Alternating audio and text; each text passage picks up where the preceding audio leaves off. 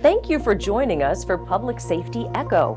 The Public Safety Echo Project is the world's first of its kind effort to use the Echo model to address safety issues by bringing residents, workers, and businesses together in an online social and professional space to share skills, increase knowledge, and solve problems. In weekly sessions, Public Safety Echo teaches skills, educates partners in different aspects of a healthy community, and empowers community members.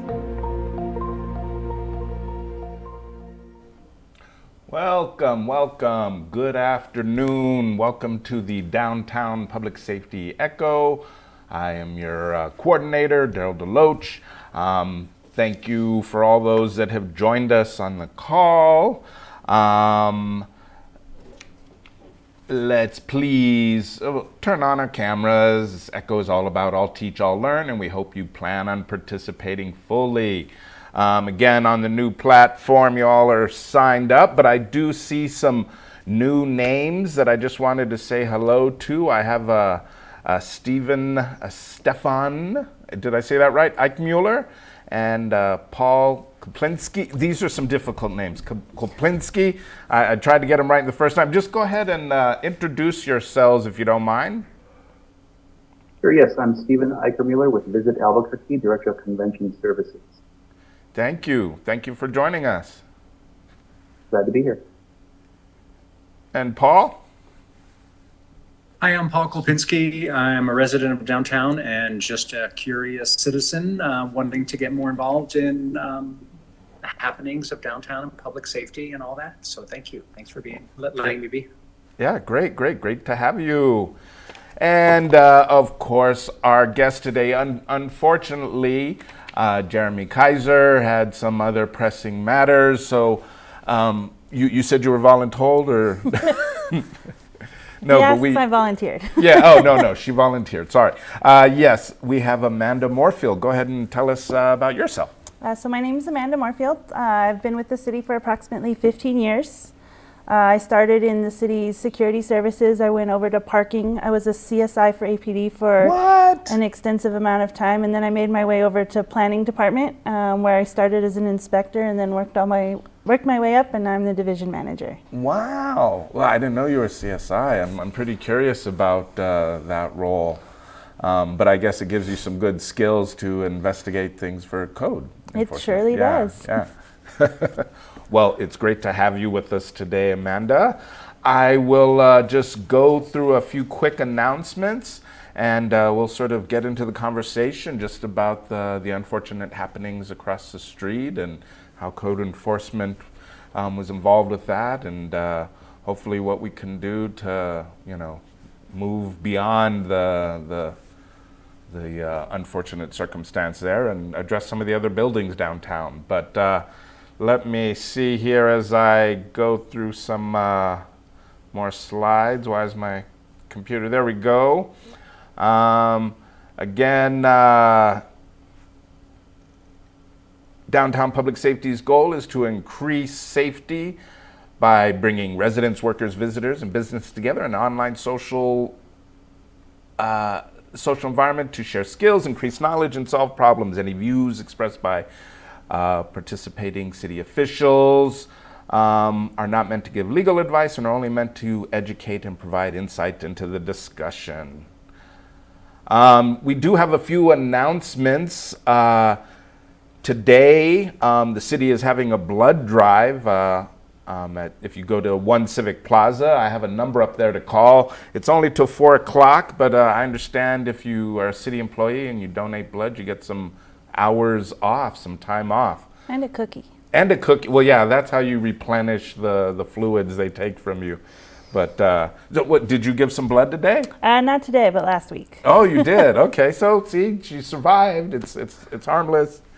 Also, Saturday, June 20th, will be World Refugee Day at the Convention Center from 4 to 8. It is a free event. There'll be all sorts of vendors and different people there sharing their culture with you, food and all that stuff, as well as on Saturday, June 24th from 10 a.m. to 4:30 7:30, the public library will be on, the main library on Copper will be hosting a free warrant forgiveness workshop, you know, essentially for people who have some of those pesky warrants in their past that they might want to handle before they become a problem. And then, of course, this weekend is the Pride Parade in Nob Hill, so I'm sure if you're looking for something fun and exciting to do, that's always a lot of fun with floats and everybody, and there's probably a DJ in the Triangle Park or something. And then next week, of course, we'll have a bunch of Juneteenth things going on. I wanted to see if anyone on the call, anybody joining us. I have Jeffrey on there. Jeffrey, do you have anything going on with ACS? We sure do. Sorry, I am a little bit late. We do, yeah. So we actually just had a movie last night, Jurassic Park. That's a drive-in. We will have our next movie on the 24th. So pay attention to our social media if you want to vote on what the next one is. On tomorrow, we will be supporting in part the United Councilor Rogers, Councilor Baca soccer event happening at Civic Plaza in the evening. We'll be going in Pride on Saturday. Next week, we have our volleyball camp. If anybody knows a kiddo that wants to learn volleyball skills, definitely reach out to us so that we can get them signed up. That's, as of this morning, we were at about 110 signups out of 160 total. So it's filling up fast. Then, yeah, just more movies, more things. We're going to do the Bon Lomas where they skateboard down Lomas, and Parks and Rec and APD and everybody supports will be there too. That'll be on the 28th of this month. And Mesa del Sol is going to have a viewing party of the U.S. versus Turkey game, really there on the 26th. So we'll be doing that one. Great, that's a lot of fun stuff. And you were saying on the plaza, there's going to be a watch party for one of the games? There's going to be a watch party on the plaza and another at Mesa del Sol. So both will be a whole lot of fun. So if you want to spend some time with your neighbors and watch the U.S. beat Turkey, you got options. I like your optimism there. All right, thanks a lot. Anyone else on the call have anything to share with us announcement-wise? You can just shout it out. I'm looking for any familiar names. Yeah, Catherine, go ahead. Hi, hey, thank you. I just wanted to announce that June 24th, there'll be an open house event at the Los Duranes Community Center and Park from 5 to 7 p.m. And this will be for community planning areas. And we're focusing on near North Valley and North I-25. And I'll put that information in the chat for y'all.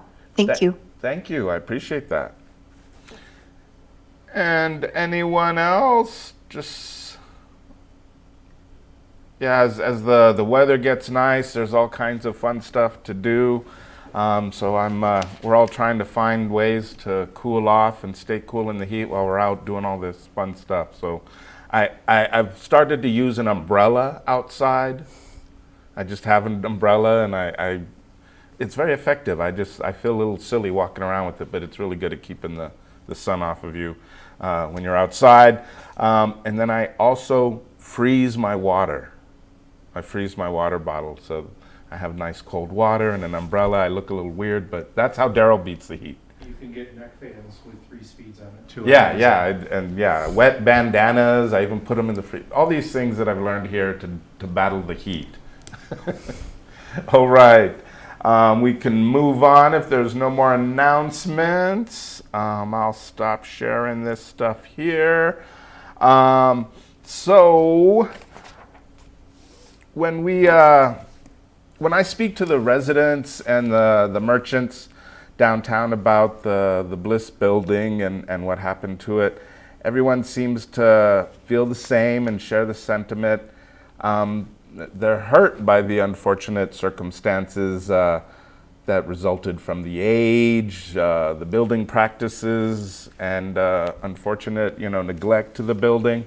But there was, so much history and memories attached to Lindy's. I even had a great experience there during a film festival. I was hanging out with a famous actor and a famous director's daughter, and it was just, a wonderful experience that I will always sort of cherish. But now we have the unfortunate result of the road being blocked off, and trying to sort of figure out what happens next.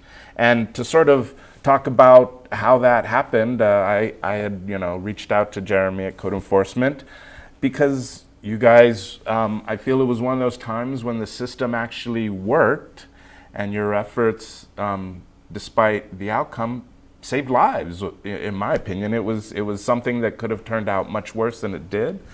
But how did the red tagging process and all that sort of come about? So from a code enforcement perspective, we're looking at the property. We received complaints from 311. That's where the majority of our complaints come from. They also come from citizens. We receive them in any form they come in. And so that's kind of where the whole process started, is through the complaints through 311 or any other complaint that we receive. Yeah. So we investigated that complaint the first time we went out there. We saw the building, we looked at it, a notice was issued for the property for observed maintenance issues. And at that time we kind of felt that, it required, and then we got additional 311 complaints because the building was changing. Yeah, no. And it was changing. People I talked to said they could see it changing on a daily basis. On a daily basis. And so those continued complaints, all the citizens that called into 311, all the complaints that we received in our office, like, okay, let's go back out. Let's see this property again, even though the resolve by date, we haven't given their allotted time to make those changes. And so part of that investigation is we saw the building changing. Yeah. We're not with the building every day like most people are downtown. Yeah. You're with it every day. I always describe it as you're the people who live in this neighborhood, who interact with this neighborhood on a daily basis. Right. We come through and we see it as a snapshot. Yeah. You guys are here every day. And so that's part of you guys, your complaints is you're seeing the building changes, and then we came out and we saw the building change. We felt that it was a safety concern, so we made that action to actually close the establishment for the good of the public safety. Yeah. And it had, the consequences were shortly after we closed the building that, the building did fall down. So it did save people. It's the most dramatic we've seen our impact in that case, but a lot of our cases are small. Yeah. And we start those small cases off. They make a dramatic impact to the people that are living with those situations on a daily basis. Yeah. You're like, it's not a big deal, but to the people living there, it is. Well, and I want to point out too, I mean, we talk about using 311, and a lot of people, some people love it, some people don't, some people are frustrated with but I mean, I try to stress to people using it, even,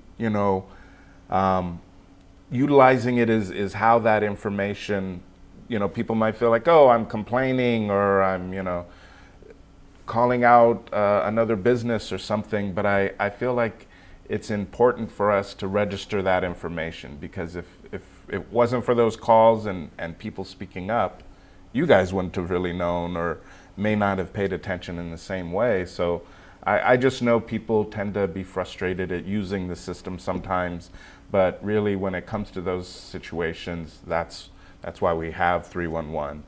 And again, it's nice to know that you got a variety of those calls that were able to get you guys on track. Right.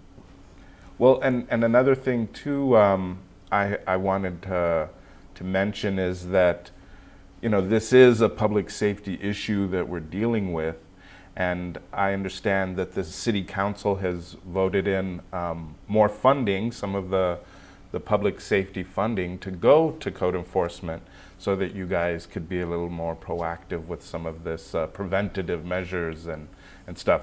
Are you aware of the growth or added responsibilities that money brings, or is that not happening yet? I'm aware of what it is and what it entails. Yeah.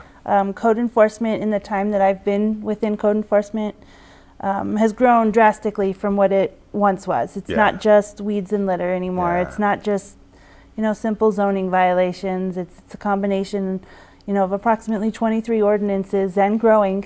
I believe 2 were passed by council, so that's an additional 2 more ordinances. Yeah. But it's an ever-growing challenge for code enforcement to meet those needs across the city. Yeah. We have a very dedicated staff, and we work through those issues, but we're changing faster than obviously a budgetary allowance has that, and I think city council saw that. you know, in Yeah. combination with all that we do with all across the city, not just, you know, downtown, but all across the city. Yeah. The biggest impact's obviously downtown because you have a lot of people downtown. Right. Well, and that's just it. Just, you know, just like ACS, you know, as soon as they started, the need for their services was so much greater than you know, the staff that they had. But in expanding these services, code enforcement really has been at the center of a lot of dealing with these difficult situations that we have in our city. So I'm glad that the city council, you know, saw that need and was able to sort of add funds to that department so that you guys can, I mean, again, you know, you're talking about the whole city here, and, you know, right now we're sort of focused on downtown. What are some things that you do that might surprise me? Might surprise you. Well, Because you talk about the whole city. I always sort of focus on what I see downtown, the university area, but I'm sure you're busy all over town. we are busy all over town. So the primary functions of code enforcement, our largest ordinances that we enforce is obviously the Integrated Development Ordinance, which is like 600 pages of everything in the city. And so that's a large one. It takes up a lot of time, especially for some of the more complex cases with businesses that are operating outside of their use. So Yeah. they're running, you know, businesses within a neighborhood. That's not, The most common one we get is car repair. You know, they're running it out of their business, and so they have people commonly, you know, dropping off cars, picking up cars, all these things in a residential area. Right. And they're not zoned for that. Right. And the zoning exists for a reason, to protect those neighborhoods. Right. Historical areas, you have a lot of historical areas downtown, and it's just to kind of keep what's in the zoning ordinance, you know, keep those areas intact. yeah. Another one of the areas that we enforce on is the Uniform Administrative Code. So once something's been built, building safety issues the permit for that, and if there's any sort of deviations or there's properties that aren't maintaining that to the capacity, we get complaints. Yeah. And that's kind of where the UAC steps in, the Uniform Administrative Code, to kind of keep those buildings, to maintain those standards. We also enforce on business licensing throughout the city. There's an enormous amount of businesses within the city of Albuquerque. Yeah. And so that's another area that code enforcement enforces on for those that are operating without that business license. Right. And that kind of ties into the zoning and the IDO, because are they allowed to conduct that business in that location? Right. And so it all kind of comes together. One of the more public safety items is housing. Yeah. You know, for safe housing, we want people to live in homes that are safe. Yeah. I think everybody wants that. And so that's part of the conversation, is to make sure that those houses are homes, and the ones that aren't suitable to live in, that they're not occupied by people. Because there's some predatory individuals out there that will take advantage of those individuals that don't know, or they might not know, or they can't afford anything else. Right. And so it's trying to make sure that that housing is safe for everybody. Yeah, no, that's a lot on your plate. Well, and again, with housing being at the center of a lot of our needs, you know, I imagine that's you know, a growing sort of responsibility on your plate, as far as like making sure that all this housing that's coming up quickly to sort of satisfy this lack of housing is up to standard. Since we're sort of dealing with you know, a lot of people who can't afford those costs, I imagine the landlords like to cut cost and sort of snake around the system when they can. Are there things that you've seen that have made it made it better for people to get into housing, as far as you know, the changes that you guys see are with the larger houses? I guess I'm talking about the apartment buildings, and why am I forgetting the word for it? Not for affordable housing. Sorry, that's what I was trying to get out of my mouth. All those words got caught in there. But yeah, with affordable housing, are there things that you guys are seeing that are helping? Well, with more housing, people have more options. Yeah. It's not quite my area of expertise. Yeah. I wish I could answer all those questions. Well, yeah, I sort of. But I know that 13 they've in one. made a lot of changes to the IDO to help that. Right. And obviously that goes through city council, it goes through the process with the planning department. And so they've increased those options and availabilities for individuals and housings and how you can build those buildings or how you can outfit existing buildings. Yeah. And so that's a part of it, is to create it. Our job within code enforcement is to make sure that it's safe. Right. To make sure that it's done correctly, to make sure that the individuals that are living in those places are living in the places that are defined by the code as somewhere safe to live. They have the Yeah. right spacing requirements, the right access to hot and cold water, Right. you know, in the heat, the air conditioning, Yeah. and in the, you know, the colder months, heat. Right. Well, and I guess that's what I was, because I know the city had changed the ability to do casitas more. There was more ability to do casitas in areas that they weren't sort of allowed before. So that was just something that I felt was definitely a good plus to create opportunity for more of that housing to be created. I myself, you know, hope to create a little casita in my backyard, so I'll hopefully get to that point. But what other sort of responsibilities do you feel? Well, tell me more about your own experience with the space across the street. Okay, so from a code enforcement perspective, the discussion on Lindy's Diner or the Bliss Building it's about public safety. So for code enforcement, it's the public safety and the condition of these aging structures. It's a building may or may not be in jeopardy. It's not just about the age of the building. Right. It's about the building, the condition, the maintenance, the repairs, and that's, you know, documented by code enforcement in several different ways, through inspections. Property owners get building evaluations when they make sort of alterations to the property. And so all those factors are kind of taken into the assessment of the building, and then if those buildings are capable of supporting and protecting the occupants inside. Were there other experiences that code enforcement had with that building prior to the recent inspection? So that building's always kind of been leaning on the one side Yeah. for as long as I can remember. Yeah. And so that was kind of one of the items. So we got some occasional calls, you know, Yeah. and it's just we get those about buildings downtown Yeah. in general. Nothing like what happened with the Bliss building. Right. Because that was changing almost on a daily basis, Yeah. you know, it was with the condition and the state of the building. And part of that is for how the building is constructed, how it Yeah. exists, pre-construction, you know, the property owners maintaining that building. Yeah. That building was occupied almost entirely on the first floor. Right. And so, I didn't even realize that there were apartments, yeah, I think there were some apartments, there's some art studios, some commercial yeah. spaces. but it was when the wall came down, you could see the whole second floor Yeah, and you can realized see it inside was of it. unused and you know, the idea of, you know, that could have been housing or it could have been apartments or could have been utilized space and it wasn't. Are there other buildings downtown that you guys are concerned about or have received any calls about? So there's been buildings that have come and gone over the years. Most recently, the Gizmos building that was Yeah, yeah. recently redone. So Yeah, before hey, yes, Amanda, it looks wonderful. Yeah, great job. But that was a scenario where the property owner, you know, after, you know, code enforcement got involved on the property, they changed the property. You know, they Yeah. completely drastically changed it. They redid it. Yeah.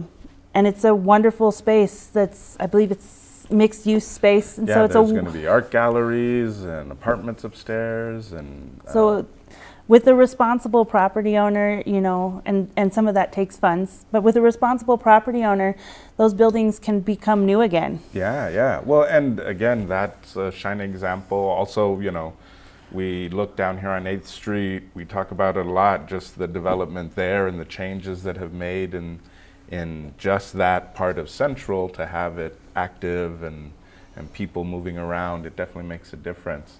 Well, and I guess I was asking, are there buildings that you guys are trying to get some attention to? Or I know like the Crest building is one that, you know, we would all like to see something happen in there, but if the building's not necessarily neglected, it just sort of stays empty. So I guess do you guys find buildings that may be have some potential, or what criteria? So we're not, the city does do that on a different department. So Yeah. I know the city looks, to revitalize downtown Yeah. through the various applications that they have. Right. From a code enforcement perspective, we're looking at the building and the structure of the building, and we're assessing it in some case, like for the downtown core, for the occupancy of the first floor. Yeah. And so the expansion of that and how that works with the defined area is we're looking at occupancy on the first level. Right. And so there's additional factors, and there's some exemptions for those. So like the Crest building, it's in Right. a for sale state, so it kind of falls in that area. And so it's only allowed to be in that kind of limbo state for a certain amount of time. Right. And so that part of the ordinances that city council passes is to make sure that, downtown gets used. Yeah. Yeah. And so it's a newer ordinance, and so it's still going through its infant years for those exemptions that they may qualify for. And so we would love to see those buildings, revitalized to the same capacity as the old Gizmos building. And that's our end goal, is to make sure that the building is a used space. Yeah. Well, again, I always point out, on First Fridays and when downtown is active and things are happening here, it's a lot of fun. I definitely enjoy it. So, what are the future plans? How do we foresee dealing with the building now in the state that it's in? I know we're waiting for sort of some decisions about who's going to do what, but what are the options going forward? So in the case of the Bliss building, the owners have, in combination with their insurance and their interested parties, Yeah, of course. they've pulled a demolition permit. So in the case of the Bliss building, that sounds like that's where that's going to go, whether they save all or part of that as part of their demolition. Yeah. My understanding is that they're going to bring the building and demolish it, and that's just on their timeline. They're moving forward with their timeline. Yeah. For what that building is and the requirements for that building. It's a very complex demolition. Yeah. It's next to another building, it's in downtown, it's on the property line, and so they're evaluating that from the contractor's perspective on Right. how to demolish a building that's so large and in a very populated area. And so we're following them through that process. The city's providing guidance where they can. Right.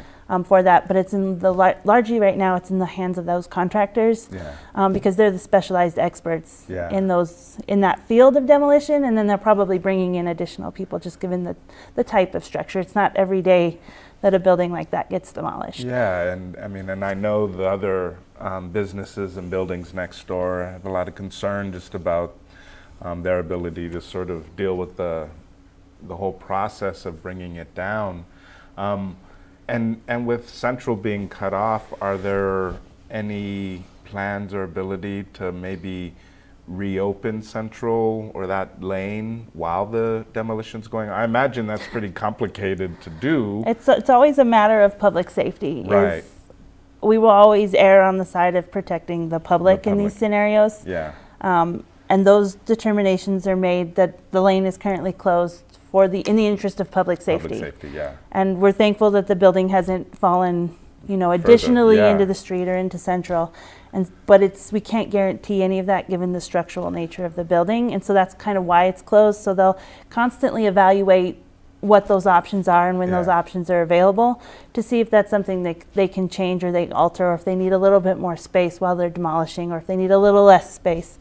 They'll be able to make those adjustments, in the interest of public safety. Yeah, because I imagine to bring it down, we're gonna need to probably block off more of Central to really do it safely. I mean, that's a It's a that's complex. a lot of brick. It's a complex issue. Yeah. And I'm glad that very very skilled individuals are going to be taking that over. Yeah, because I that was sort of what I had expressed to Jeremy. It's just unfortunate that closure, and this has happened during the centennial, a time when we're getting a lot of visitors, getting a lot of interest in Route 66, and that our little section has a Band-Aid on it, or a boo-boo there on Route 66. I guess down the road, what might we hope would happen after the demolition? Is there, this is even sort of a question to everybody. what do we hope happens after the fact when it's, torn down? I mean, I sort of feel like we might, because we have these other empty buildings, we might just end up with an empty lot at one of our marquee, intersections. Were you about to say something, Jerry? Yeah, I mean, so my concern, I've lived here 20 years in downtown, 18 years. And so my big concern is this in projects that I've seen, you've had like the CVS at the corner of Louisiana and Central. Right. Instead of putting the building out by the sidewalk and the parking in the back, the parking's in the front. Because as you see, like storefronts on Central looks better, when you have that.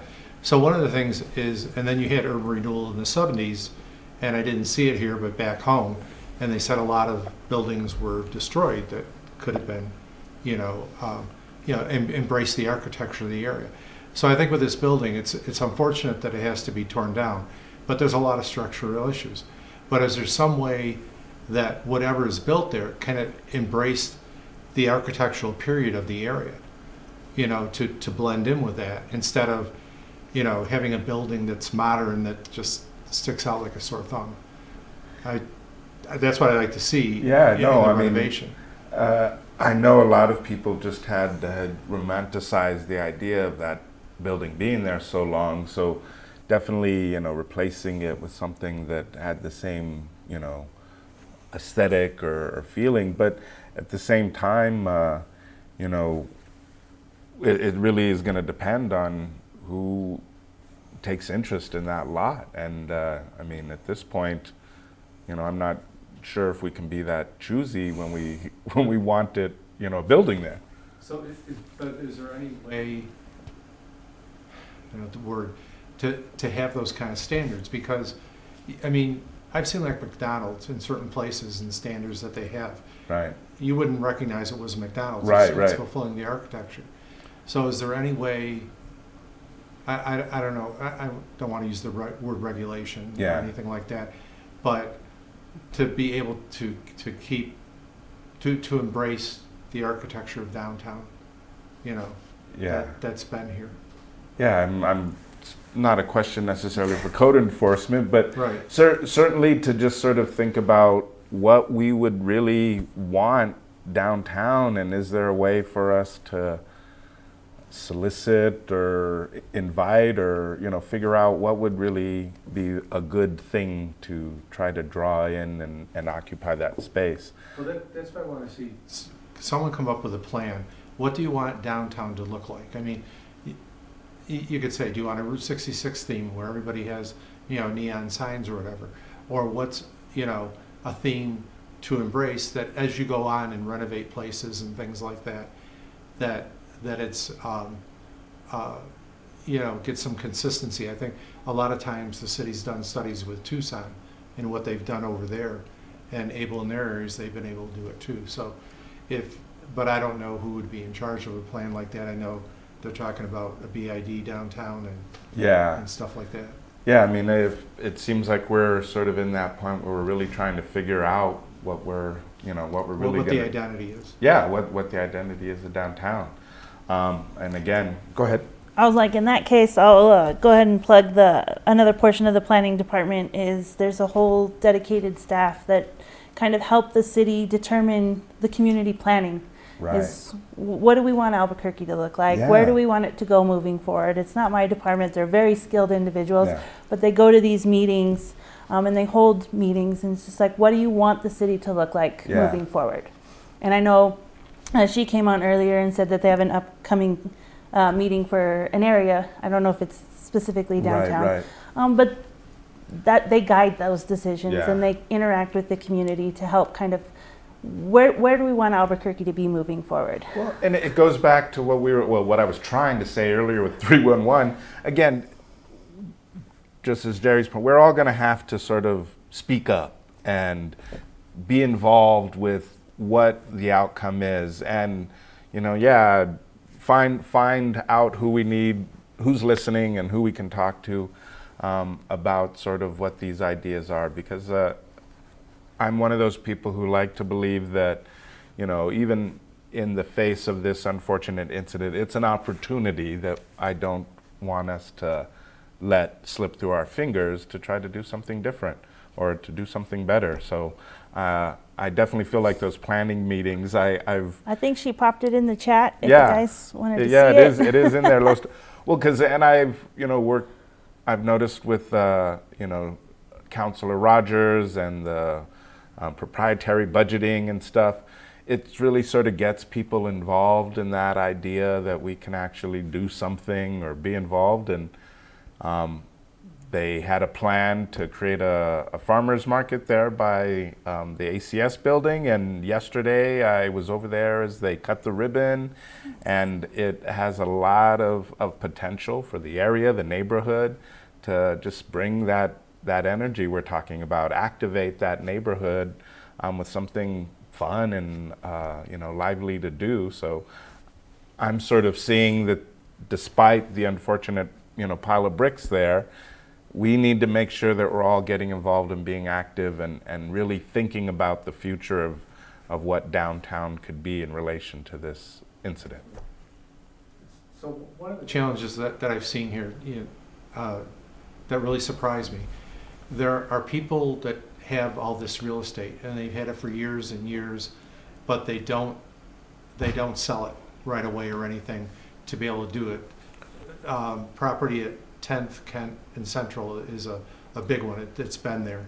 And I did talk to the owner that it is up for sale, finally, with it. And I think that's the challenge, too, that where you get frustrated, where you may have people that are upgrading their building or nearby, but you got this property that nothing's being done with it because the owner, he's not motivated to sell.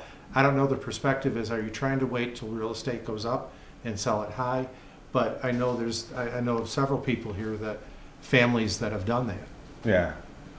Well, and that sort of, when code enforcement is reaching out to these people, or do they get the impression, do you get responses that people are just non-compliant, or, I mean, are the landlords that have some of these buildings, the building that I think of is the one that's in the parking lot there on First Street, with the mural on the side and the glass and all that. It's a building that has been unoccupied, and it seems like a great building for something, but how long do those buildings sit there unoccupied before there's some motivation to do something with it? I mean, I don't necessarily want it torn down, but do you feel that a lot of these landlords are just waiting for the real estate prices to go up? It's a complex equation, and a lot of properties, they're very different, and Yeah. each owner has a different motivation. Yeah. And as I've learned over the years, is occupancy standards look different for a lot of different buildings. Yeah. And so I'm not 100% which building you're referring to, but some buildings I've been around and through downtown, Yeah. they look completely empty, but they're fully occupied. Oh, it's wow. just, yeah, it surprised me sometimes when I saw it. They're using it for things you wouldn't think of. Right. Yeah, it's the building that's right across from Bar And Una. I'll look into that one to see. But some of them, they have very extensive lobbies on the first floor. Yeah. And so they look unoccupied, but they've got a whole network Yeah. upstairs or in the upper portions of the building, or the front may look unoccupied, but the back is fully occupied, Yeah. because some people don't want that, central facing business, or that central facing business is rented differently, Right. by the owner. We're seeing a lot more galleries and interactive spaces that are popping up within the central area and the downtown area, and so we're starting to see that, especially with the redevelopment of the Gizmos building, is kind of bringing some of that back. Yeah. Yeah. Of what I remember downtown being. Yeah. Well, again, I'm optimistic. I feel like we've seen some of those changes, and they've had a good effect. I mean, it's great to just see more places pop up and things to do down here. Yeah, I have even my experience growing up here when I was younger, downtown was almost abandoned at one point as far as like things happening here. But now that we have, all this stuff going on and the development, the start of the rail trail and all this other stuff, I feel like the potential is there. And going back to what I was saying before, working with, code enforcement and trying to hold these locations accountable and try to find something that can improve our existence down here. Are there any? Go ahead. May I ask a question? Please. Yeah, I'd like to know, given the public safety hazard of the building, the Bliss building in its current state, is there a timeline that the city is placing on the property owners to actually get that demolition done? Yeah, go ahead. So the demolition permit's been pulled. We're actively monitoring to make sure that they're not just sitting on the property and making sure that they are moving forward. Right now, they're working through the early stages of demolition, especially on something this complex. It requires some time, but we're making sure that they're moving forward, and at no point are they stopping or moving backwards. And so it's just that constant balance of giving the property owner the opportunity to do what the building requires. And in this case, they've pulled a demolition permit for it. Yeah, and so it's holding them to that building. I don't have a timeline for you. I wish I could say it, but it's an ever-evolving scale, and depending on the needs of the building and how that building is going to be brought down, requires a skill set that's very complex, and it might change from one day to the next depending on the nature of the demolition. Yeah, with the buildings next door not wanting to be disturbed, that's one thing, but I also understand there's also some environmental hazards that need to be abated and dealt with. So, yes. I mean, it's, while a timeline would be great, it's also something that I'm sure we don't want to rush or try to do and damage other things or lose more than we've lost already. So, hopefully we will find out what that timeline is as it develops and be able to share more of that information. But it's definitely something that's going to have to be done cautiously and carefully to not have anything worse come out of that. Were there any other questions on the call? I was just sort of listening and looking. I don't see any. So you talk about environmental. Are there asbestos issues there? The building was tested for asbestos. In the report that I've seen, they found some. They've identified those materials, and they're working with a contractor to get those items removed. A part of the demolition process is pulling a NESHAP permit with environmental health, and they have standards that they follow for that. Yeah. Great. Yeah. Yeah. Well, so the idea of just what other things that code enforcement is I want to think of some of the other buildings and abandoned lots and stuff. It's really up to the community to sort of call those things out. I mean, when you guys get a call about a building or a lot, is that criteria just about improving it or the neighborhood? Is there any sort of determination you guys are able to make about what would be there, what would help or benefit that area? Like, I don't know if I'm making myself clear here. So some of that's an overall planning item, Right, and the community planning. Code enforcement, our main focus is we receive the complaints. So we're primarily a complaint-based organization. Mm-hmm. And so we receive those complaints and we investigate the properties and we hold them to the standards of the ordinances that are in existence. So I guess So we hold them yeah. to those standards, and depending on where they're at in the scale and what's wrong with the property, there may be a violation, there may not be a violation, but if there is, our goal is to get them to the corrective action. I guess what I was trying to get my brain to cooperate on was, so since the planning and the code enforcement are sort of under the same umbrella, is there communication between you guys about, that's more what I was trying, the code enforcement talking to planning about, hey, we have this location that maybe planning might have some influence at getting the community to think about the future of that property? So we're under planning. Okay, so that's the, We're under the umbrella.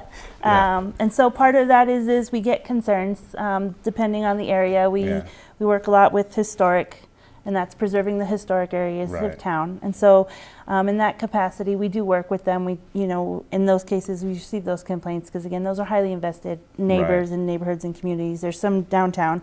You'll see us around. But in those cases, we have individuals and we have additional staff dedicated to the historic side of that to make sure that they're following, the ordinance requirements of Right. those specific areas that they have to follow. And so we go in and we work with those divisions.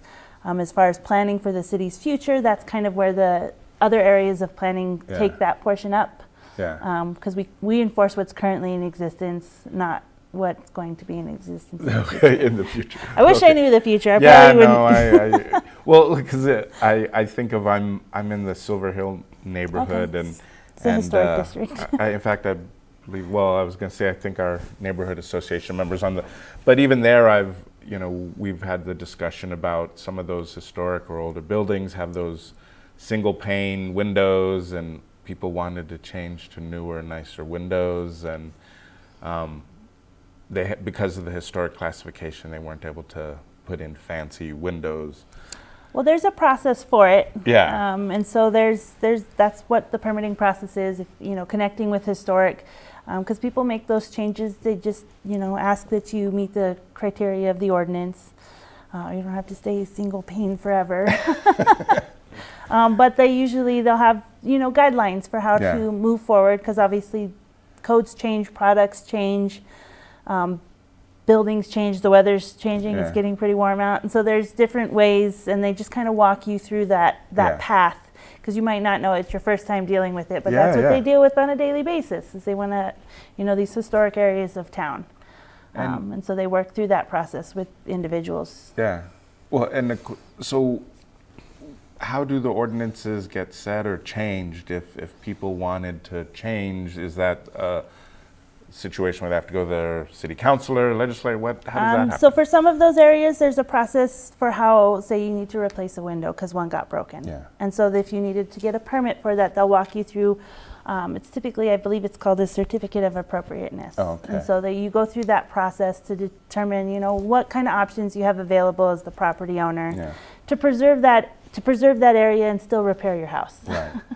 Because you don't want your window to be broken forever. You'll need to change it, but there's a process about going through, and how to upgrade your house, if you will. Yeah. But within the standards of the historic area that your property sits in.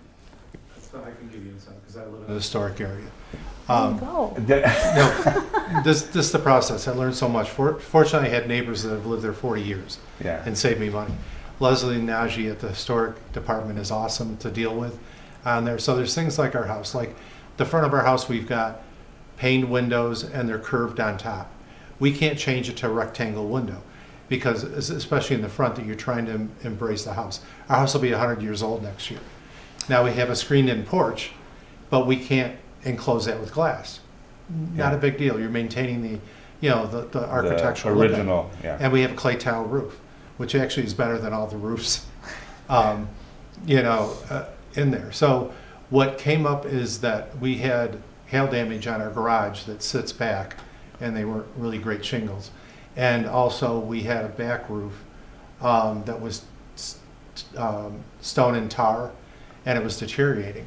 And when I found out from my neighbors that you can approach the historic and put in for repairs, you can get a tax break, a state tax break that can cover 50% up to $25,000, and you can get it repaid within 5 years to get it, but we actually were able to do it in 1 year. So in the end, we took the stone and tar and put a TPO roof in there. And the garage, we put in architectural shingles, and fortunately they just came out with a new color that matched our red clay tile roof. The total cost was $7,500. And what you do is you fill out the forms, it's sent up to Santa Fe, they have 3 architects that review it in a commission, and then they approve it. So then after you have the work done and you attach all the bills and you send it all up there and they approve it, then that's when you can file for the tax stuff. So in the end, the $7,500 project costs $3,750. Yeah. We got a 50% break on it. So it isn't like, I know there's neighborhoods from where I back home in richer neighborhoods, and the restrictions, it's taken people 10 years. It was a grocery store about the square footage of windows and stuff. But no, they're very reasonable here, but it's just, you want to maintain that look, historic look, like I'm on 12th Street and things like that. Yeah. And also what I found out, because I have a national and state historic designation, I would say the plaque you get through the state, it's $300, and you can also put that in, and you get 50% off on that, and include that in there too. Yeah. Well, where would we find out about things like that? I mean, I imagine you go to the code enforcement office, but like... Actually, the planning website is a great resource, and it kind of covers all the areas of planning, to include code enforcement. Right. And we each kind of have our own section, but it's all under that one umbrella. It's a wealth of resources. There's tons of information for the community on all those different areas, whether it be community planning or historic or ourselves code enforcement. And so they're all kind of under that umbrella of the city's planning website. Okay, cool. So we can go to the website, because again, I myself have some aspirations of trying to improve my lot and house, but I also want to try to do it the right way and take advantage of some of these options. Well, in fact, someone just, Catherine, put the website in there for the planning office. Thank you. Well, yeah, and I guess the question, I keep getting my words all jumbled in my mouth here, but I guess what I was asking was about changing some of those, like if you want to change the codes in your neighborhood, is that something that would be done through code enforcement or planning? So most of those code changes, again, some areas within the planning department make those recommendations. We don't change the codes ourselves, we enforce them.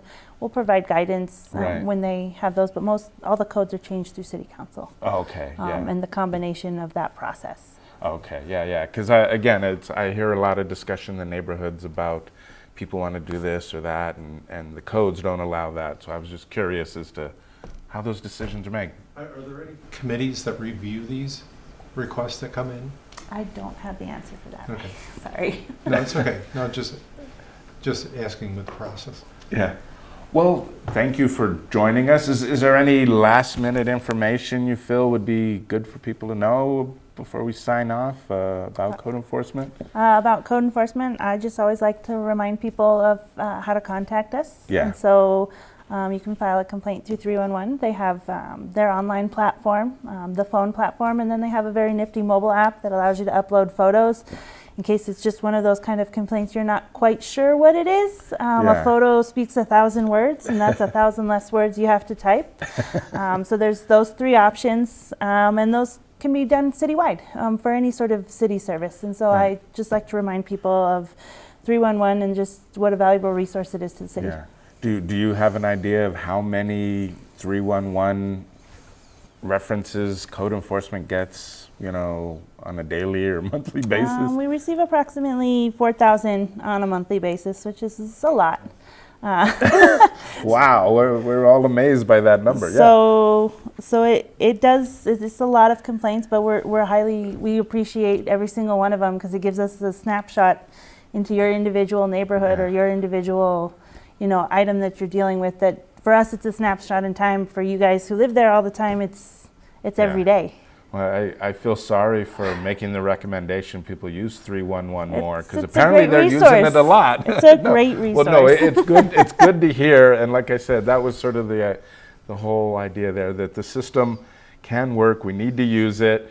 We need to just be a little more vocal and active about these things so that we can help us to improve our downtown and our whole city when it comes to just building structures and the environment that we live in, making it safe and comfortable for everybody, because it's hot out there, so I like to have safe, cool places to go. Okay. Well, were there any other questions or comments for Amanda? Questions about code enforcement? I think I stumbled through my silly questions, but I want to thank everyone who did join us on the call. I will follow up, I believe, my next session. I'm getting Councillor Baca here to sort of follow up too on those ordinances and just what we're doing to try to improve the environment downtown. And hopefully we'll have some more information about the progress across the street as that happens as well. But unless anyone else has any other questions or comments, going once, going twice. Oh, there we go. Yeah, it's Mike Kelleher. Yes. I was fortunate enough to serve on the planning commission when we switched from the commission form to the mayor form in the early, kind of mid 70s, and after a couple of years we passed the strategic plan, and then the strategic plan was to be reviewed every 10 years. And I just wondered, does that kind of, it seem like it's, things go away. Yeah. And I don't think there's a downtown effort now, very active. And then I'm just going to make a quick comment about the headline I saw in the paper about New Mexico is not doing as well as some other states in different ways. And one thing that's never debated is the Federal Reserve System. I know that's way off the topic, but just to throw it out, I think Mississippi and New Mexico are the only two states in the union that don't have a Federal Reserve presence in it. Our north half of our state goes to St. Louis, and the south half goes to the Dallas area, and Mississippi the same way, split between two cities. So just throw that one out for the afternoon, I guess. Yeah. Well, and that has to do with resources to our state? I think definitely, because if you get to be a representative of the Federal Reserve Bank in Kansas City, Missouri, there's one guy from New Mexico, the north half of New Mexico, and if I'm sure somehow in the southern half they have a rep there, but the Federal Reserve Bank, wherever they are, they have board of directors, and those board of directors are active in their community and have influences beyond just being on the board. So it's really a banking thing. So we short of capital and those kind of questions, and yet we have our, if there was a Federal Reserve Bank in New Mexico, maybe because of our big fund that we have, the millions of dollars investing, that would be just a different, it would be a game changer. That's my opinion. Yeah.